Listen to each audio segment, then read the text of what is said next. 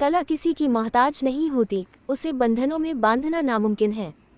इस बात पर मुहर लगाने का काम किया है मंडला के हिंदी टोला शाला में पदस्थ सहायक अध्यापक श्याम बैरागी ने, जिन्हें उनकी संगीत की कला ने न केवल हर जगह सम्मान दिलाया, बल्कि उन्हें उनकी कला की दम पर सरकारी नौकरी मिली। अब अध्यापक श्याम बैरागी सरकारी नौकरी कर सरकार की योजनाओं के क्रियान्वयन के लिए स्वलिखित कविता, गीत और स्वर देकर प्रचार प्रसार कर रहे हैं। आज सहायक अध्यापक श्याम बैरागी की आवाज के गीत जिले के हर शहर और गांव में सुनाई दे रहे हैं। अब तक करीब 1.5 दर्जन क्षेत्रीय बोली हिंदी गौर में ऑडियो सीडी का विमोचन हो चुका है। संगीत शिक्षक श्याम बैरागी ने बताया कि कॉलेज के समय से ही वह गीत गाने और लिखने लगे थे। इसके बाद कविताओं के माध्यम से छोटे बड़े मंचों में उन्हें अपनी प्रस्तुति देने का अवसर मिला। शुरुआत से ही क्षेत्रीय भाषा में प्रस्तुति होने पर अच्छा फीडबैक मिला और सभी ने उनकी कविताओं व गीतों को सराहा, जिसके बाद सरकारी नौकरी निकलने पर उन्होंने आवेदन किया और फिर वह अपनी प्रतिभा की दम पर सहायक अध्यापक पर नियुक्त हो गए, जिसके बाद वह बच्चों के पढ़ाने के बाद भी उनका कविताएं लिखने और गाने का रुझान कम नहीं हुआ और वह लगातार अपनी प्रतिभा को निखारने का काम करते रहे। उन्होंने बताया कि कान्हा नेशनल पार्क क्षेत्र से लगा हुआ इंद्री छिंदी टोला शाला में पदस्थ होने के कारण यहां साल में आयोजित होने वाले राज्य स्तरीय हस्तशिल्प मेला में उन्हें अपनी कविताएं प्रस्तुत करने का मौका मिला। क्षेत्रीय भाषा में शानदार प्रस्तुति दी और उन्होंने मुख्यमंत्री के द्वारा शुरू की गई लाडली बहना योजना पर एक गाना भी गुनगुनाया। इसके पहले गाड़ी वाला आया घर से कचरा निकाल सहित अन्य कई सुपरहिट गानों की प्रस्तुति से सभी का मन मोह लिया और एक के बाद एक उनके लिखे हुए गाने सुपरहिट होने लगे, जो कि लोगों को बहुत ही पसंद आने लगे। आइए आज हम आपको मिलवाते हैं ऐसे ही संगीत के शिक्षक श्याम बैरागी से। देखिए हमारे इंडिया न्यूज चैनल से वीरेंद्र शर्मा की यह रिपोर्ट। और शिक्षक तो ज़्यादा कुशलता से कर सकता है क्योंकि सारी चीज़ों को समझता है। दूसरे विभाग के लोगों में मतलब भी इस फील्ड में मतलब आगे और रुचि है कि जब तक नहीं पढ़ाने में तो कोई दिक्कत, पढ़ाने तो हम पूरी तबीयत से 10:30 से 10:30 पढ़ाना है। अपने पाठ्यक्रम में गीत कविता ढूंढ करके बना करके, जैसे एक एक इतने देख दूनी दो गिनती को भी स्थानीय बोली मतलब बच्चों को ज़्यादा समझ में नहीं आता। मुझे लगता है कि ऐसा कोई विषय नहीं है जिसको मैंने ना लिखा हो, जिस पर मैंने ना लिखा। बहुत सारे गीत तो हैं, सब्जी में बरबटी की खेती, आलू की खेती, भिंडी की खेती, करेले की खेती, इन सब विषय पर जैविक खाद, जैविक खेती, इस पर मैंने बहुत काम किया है। अगर आपने सरकार के लिए इतना कुछ किया है, लेकिन आप क्या अपेक्षा है कि कुछ होना चाहिए देखिए विद्यालय? हाँ, ये काम तो केवल मैं प्रस्ताव रख सकता हूँ और एक सुझाव रख सकता हूँ, निवेदन करता हूँ सरकार से कि साहित्य और संगीत को लेकर के सरकारों का ध्यान ज़्यादा नहीं है और ग्रामीण क्षेत्रों में खासकर अच्छे कलाकार अभी गांव में रहते हैं, उनको यदि थोड़ा प्रोत्साहन मिल जाए, उनके लिए एक मंच मिल जाए, उनके लिए एक वातावरण मिल जाए तो अच्छे कलाकार हम इस प्रदेश को मिल सकते हैं, इस देश को मिल सकते हैं। इसके लिए सरकार को खासकर जिले स्तर पर कुछ विद्यालय और कुछ प्रशिक्षकों की उपलब्ध कराना चाहिए ताकि गांव की जो कला है वो निखर कर बाहर आए।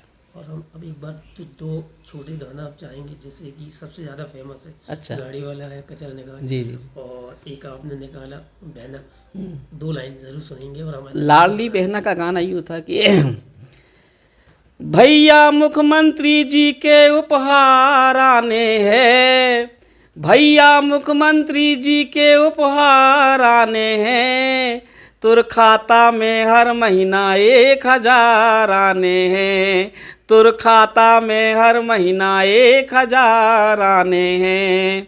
ये तो मुख्यमंत्री का था लाडली बहना का। और जिस गीत की चर्चा आप कर रहे हैं वो केवल अपने मध्य प्रदेश नहीं, संपूर्ण भारत में इस गीत की चर्चा होती है।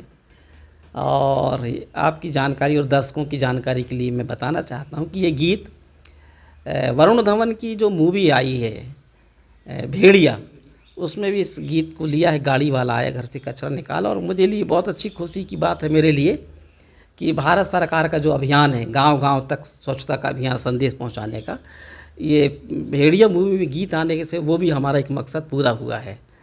तो गीत यूँ है कि देख देख देख तू यहाँ वहाँ न फेंक, देख देख देख तू यहाँ वहाँ न फेंक, देख फैलेगी बीमारी होगा सबका बुरा हाल। गाड़ी वाला तो क्या करे भैया, गाड़ी वाला आया घर से कचरा निकाल, गाड़ी वाला आया घर से कचरा निकाल। अंतरे कुछ यूं है कि सुन भैया सुन बहना, मेरा है ये कहना, सब्जी के छिलके हैं कतरन जो फल के हैं, घर में पड़ी धूल डस्ट हमको देता भारी कष्ट, पूजन के बाद बची राख फूल पाती, कुछ सीजे सड़ी गली बीमारी लाती, देख देख देख कचरा यूं न कहीं फेंक, देख देख देख कचरा यूं न कहीं फेंक, देख मान भी जा बात मेरी देख यूं न टाल। गाड़ी वाला आया घर से कचरा निकाल, गाड़ी वाला आया घर से कचरा निकाल, गाड़ी वाला आया घर से कचरा निकाल, गाड़ी वाला आया घर से कचरा निकाल। अच्छा, आपको इस बार कुछ नया गाना और बनाए हैं, विचार है? मैं तो सामाजिक संगठनों का और सरकार के नियुक्ति का इंतज़ार करता हूँ, और जब भी मुझे ऐसा लगता है कि कोई अवसर आएगा तो निश्चित रूप से हम काम करते हैं, लिखते हैं। जब तक ये जीवन है, सांस है, तब तक इस कला का उपयोग होना चाहिए, ताकि देश की जनता और देश का विकास हो सके, और सरकारी योजनाओं का खासकर उस आदमी को लाभ मिलना चाहिए जिसके लिए वो पात्र है। तो ये सर, मैं पेशे से शिक्षक हूँ और खेती भी है मेरी, किसान परिवार से हूँ। मेरा गांव मंडला जिला मुख्यालय से लगभग 35 किलोमीटर दूर कान्हा किसली के समीपस्थ गांव, एकदम ग्रामीण अंचल है, बहेरी करके मेरा एक छोटा सा गांव है, जो नैनपुर विकास खंड में इंद्री ग्राम पंचायत के अंतर्गत आता है। तो आप पढ़ाते हैं बच्चों को? बिल्कुल। बच्चों को पढ़ाते पढ़ाते अचानक आपको संगीत गीत का कैसे शौक है? देखिए, संगीत पढ़ाते पढ़ाते नहीं, चूँकि बचपन से मेरी रुचि रही है, और गांव में रामायण मंडलियाँ चलती हैं रात में, उसमें मैं बचपन से बैठता रहा हूँ।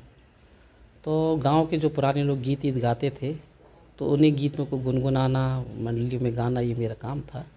और समय के साथ मुझे नैनपुर में एक वातावरण मुझे मिला, मुझे कुछ साहित्य के जानकार लोग से मेरा संपर्क हुआ, और ये विधा मेरी धीरे धीरे आगे बढ़ गई, और इस तरह मैं संगीत से साहित्य के क्षेत्र में भी चला गया।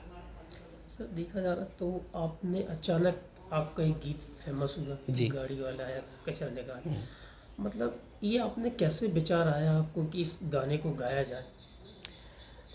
2016 में कि यहाँ जो नगर पालिका में तत्कालीन सीएम साहब थे, उसके पहले हालांकि प्रधानमंत्री जी को मैं राष्ट्रीय स्तर पर दिल्ली के लाल किले से सुन रहा था। वो अपने भाषण में स्वच्छता अभियान को लेकर के बहुत सारी बातें लोगों से कर रहे थे, और ये प्रधानमंत्री जी ये भी कह रहे थे कि अस्वच्छता के कारण बीमारियां बढ़ती हैं, गंदगी के कारण बीमारियां बढ़ती हैं, लोग समय से पहले काल कलवित हो जाते हैं। तो उन्होंने अभियान चलाया पूरे देश में, स्वच्छता का अभियान। तो मेरे दिमाग में बात तो थी कि इस तरह की बात प्रधानमंत्री लाल किले से कह रहे हैं। उसी समय में यहाँ नैनपुर मंडला नगर पालिका में एक सीएमओ साहब थे, आरपी सोनी जी। तो उन्होंने मुझे बुलाया और बोले, बैरागी जी, गीत आपको लिखना है। तो मैंने उनसे पूछा कि कौन सा गीत और क्या लिख रहा है। तो उन्होंने बोले, नगर पालिका में जो गाड़ियाँ चलती हैं, डोर टू डोर जो गाड़ियाँ चलती हैं, उसमें गीला कचरा सूखा कचरा लोग इकट्ठी गाड़ी में ला करके डालें, यहाँ वहाँ लोग फेंक देते हैं। तो बोले, लोग थोड़ा प्रेरित हों गीत सुन करके, ऐसा कोई गीत लिख दीजिए। तब मेरे ध्यान में आया कि गाड़ी और कचरा, सूखा कचरा, गीला कचरा, तो अब हम लोग तो गीतकार लोग हैं, गायक लोग हैं, तो गुनगुनाते रहते हैं कि क्या होना चाहिए। तो उसी समय गीत मैंने लिखा था कि गाड़ी वाला आया घर से कचरा निकाल, 2016 में। और 1 नवंबर 2016 को फिर ये गीत का विमोचन कुलस्ते साहब ने किया, जो केंद्रीय मंत्री थे उस समय में। उसमें प्रीति मैथिल नायक मैडम जो कलेक्टर थी, वो तमाम लोग मंच पर उपस्थित थे। जी। बड़ा रिस्पांस भी आपको मिला होगा इस गाने को लेकर? रिस्पांस तो क्या, पब्लिक जनता का प्यार मुझे मिला, और इससे बढ़कर के कोई दूसरा प्यार हो नहीं सकता है, वो मुझे मिला। तो इसके बाद आपने कुछ और भी सरकार के लिए कुछ गाना गाया भी, जैसे अन्य? हाँ, बिल्कुल बिल्कुल, ये तो काफ़ी बात का गाना है। उसके पहले भी मैंने बहुत सारा गीत लिखा और गाया भी, और अभी तक सरकार की योजनाओं के लिए 50 ऑडियो सीडी के लिए लगभग 200 से ज़्यादा गीत मैंने रिकॉर्ड किए हैं, और ये काम अनवरत जारी है। और जब तक ज़िंदगी है, जब तक सांस है, तब तक लोगों के हित के लिए काम हम करते रहेंगे। तो देखा जा रहा है कि कला अलुप्त होती जा रही है, लोगों में रुझाव हटता जा रहा है। आप एक शिक्षक भी हैं, गायक भी हैं, क्या देखते हैं जैसे, क्या वजह क्या मानते हैं आप? ये जो नई सभ्यता जो आई है, और जो इलेक्ट्रॉनिक मीडिया जो हमारे सामने आया है, पहले क्या था, मनोरंजन के इतने साधन नहीं थे। इलेक्ट्रॉनिक मीडिया आने के बाद जैसे टीवी है, मोबाइल है, पूरी दुनिया को हम 1 मिनट में अपने हाथ में देखते रहते हैं। तो ये भाग दौड़ के चलते उसको कवर करने के चक्कर में लोग अपनी पुरानी संस्कृति, साहित्य है, संगीत है, इससे दूर होते जा रहे हैं और लोग भूलते भी जा रहे हैं। इसके जानने वाले, इसके चाहने वालों की संख्या भी कम हो रही है। यही एक प्रमुख कारण है। सर, एक आप आदिवासी, लेकिन यहाँ जब गाए तो कुछ हटके भी आपने गाना गाया तो लोगों को में सुनने और समझने में भी फ़र्क आता है। हाँ, सबसे बड़ी बात यह है कि आज भी जो ट्राइबल है यहाँ का, मंडला डिस्ट्रिक्ट का ट्राइबल या जहाँ भी देश के अंदर जहाँ जहाँ ट्राइबल हैं, उनकी अपनी भाषा होती है, अलग भाषा होती है। और चूँकि एजुकेशन उनमें शिक्षा कम है तो स्थानीय बोली को वो ज़्यादा समझते हैं।